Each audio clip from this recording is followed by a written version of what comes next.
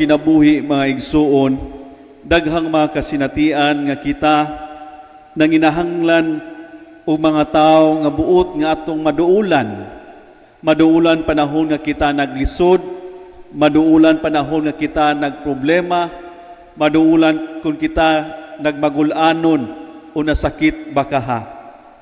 Ug anaa say giila nato, giisip nato nga mga tao nga confident nato nga andam mubati ug mamati nganhi kanato sa atong mga suliran, mga kabalaka ug mga kahigwaos sa kinabuhi. Daghang mga tao nga andam mamati kanato, ang ato lamang pag-ila kung sikinsa sila aron sa panahon nga maabot kita sa maong sitwasyon, ana kitay mga tao nga kaduulan. Apan ang labing unang natong mga maduulan maigsuon nga diinay mga butang, dili nato masaysay sa atong mga kaila ug mga higala. Masaysay ug masulti lamang nato ngadto sa atong Ginoo. Kay ang Ginoo lamang maigsuon mao ang hingpit natong kaduulan nga andam sa kanunayng mamati, maminaw ug mubati nganhi kanato. Siguro maigsuon ang ayan natong pamalandungan sa panahon nga kita moduol sa Dios, moduol ni Kristo, siya gayud muhatag siyang panahon. Siya gayud mamati nganhi kanato. Kay siya mauman gayud ang Ginoo nga makaayo nganhi kanato. Anaay mga pag-ampo nato maigsuon nga buot kita maayo sa mga sakit. Ilabi na sa mga sakit nga pisikal, mga balatian nga atong gihambin sa atong lawas ug nag-ampo kita nga maayo ug maalim kita pinaagi ni Kristo. Tuod man mga igsuon, daghang mga interventions, whether medical or spiritual, na alim kita tungod kana sa grasya sa Dios. Ug dili lang usab kita maigsuon maski ang ubang mga tao nga buot magpatabang kanato sa pag-ampo, giayo usab sa atong Ginoo tungod sa iyang kagahuman. Diha bitaw toy usa ka trabahante sa usa ka outreach nga program sa usa ka diocese nga diin ang maong trabahante na sakit ug naabot sa punto nga siya gikoma. Tuod man ang pamilya gipa-decide kung ipadayon ba ang pag-opera ni ini, diin anausay walay kasiguruhan nga kaayuhan. Tuod man pipila ka istorya maigsuon, ang pamilya nakadesider nga iuli na lang ang ilang amahan ngadto silang panimalay. Ug ang maong tao maigsuon sa pipila ka mga adlaw atuas sa balay nga diin nangandam usab nga basin pipila ka mga oras o adlaw kuhaon siya. Apan tungod sa dakong pagtuo sa mong banay maigsuon, tungod usab sa ilang paghangyo sa panabang sa ilang giampuan nga Venerable Teofilo Kamumot, ang maong masakiton maigsuon tungod sa grasya sa Dios na ayo kini sa iyang balatian.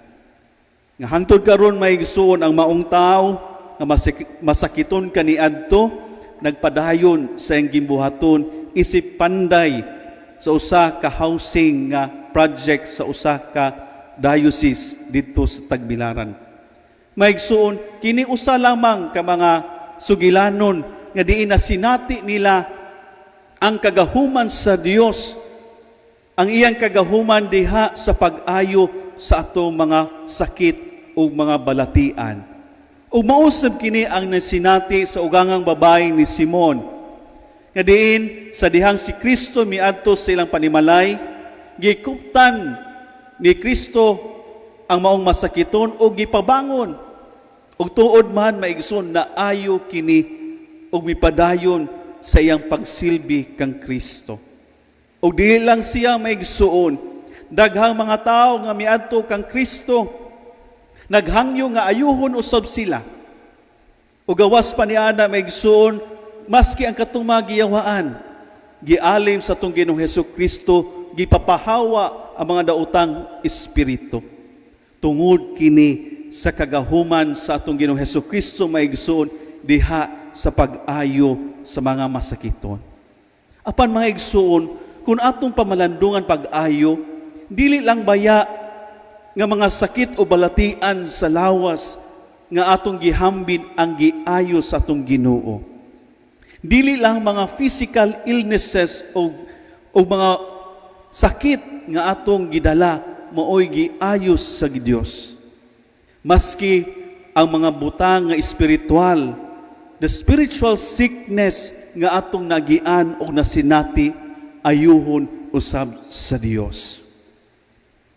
Diha kang Kristo maigsoon, when we go towards our Lord, we do not only achieve healing because of our physical ailments, but because of our spiritual sickness and illness, we know that we will truly achieve healing because of the power of our Lord.